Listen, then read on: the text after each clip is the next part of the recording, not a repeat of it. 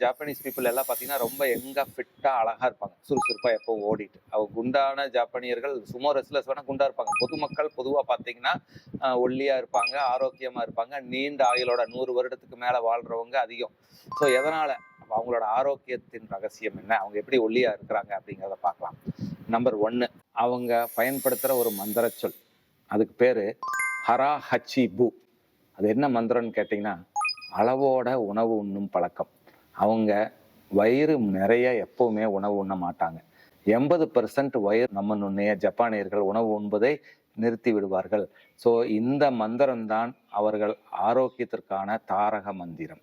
2வது, அவங்க உணவு உண்ணும் பாத்திரங்களே பார்த்தீங்கன்னா ரொம்ப சின்னதா அளவா இருக்கும். ஸோ அளவான உணவு தான் அவங்க உண்பாங்க. அவங்க உணவு தயாரிக்கும் முறை பொதுவாகவே அவங்க வேக வைத்தல், கிரில்லிங் போன்ற ஆரோக்கியமான முறைகள் தான் உணவு தயாரிக்கிறாங்க.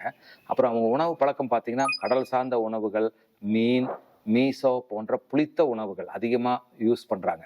ஸோ அந்த புளித்த உணவுகளால் நுண்ணுயிரிகள் ரொம்ப ஆரோக்கியமாக இருக்குது. ப்ளஸ் கடல் சார்ந்த உணவுகள் அவங்களுக்கு தேவையான புரதங்கள், சத்துக்கள் எல்லாம் கிடைக்கிற மாதிரி இருக்குது. அது மட்டும் இல்லாமல் அவங்க வாழ்க்கை முறையே மிகவும் சுறுசுறுப்பாக இருக்கும். நீண்ட தூரம் நடப்பாங்க. ரயில்வே ஸ்டேஷன் எல்லாம் பார்த்தீங்கன்னாவே நீளமாக இருக்கும். ஸோ அவங்க நீண்ட தூரம் நடக்கிறது, சைக்கிள் ஓட்டுறது போன்ற இயற்கையாகவே அவங்க உடற்பயிற்சி செய்கிற மாதிரி ஒரு வாழ்க்கை முறையை பயன்படுத்துகிறாங்க. ஸோ இது எல்லாத்தினாலையும் அவங்களோட ஆரோக்கியம் மிக அதிகமாக இருக்கும்.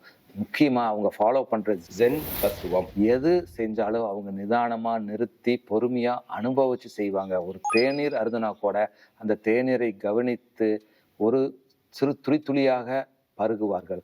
அந்த ஜென் தத்துவம் அவர்களை பதட்டம் இல்லாமல் நிதானமாக இயங்குவதற்கு உதவுது. இது எல்லாமே தான் அந்த ஜப்பானியர்களோட நீண்ட ஆயுளுக்கும் ஆரோக்கியமாக இருப்பதற்கும் ஃபிட்டாக இருப்பதற்குமான ரகசியம்.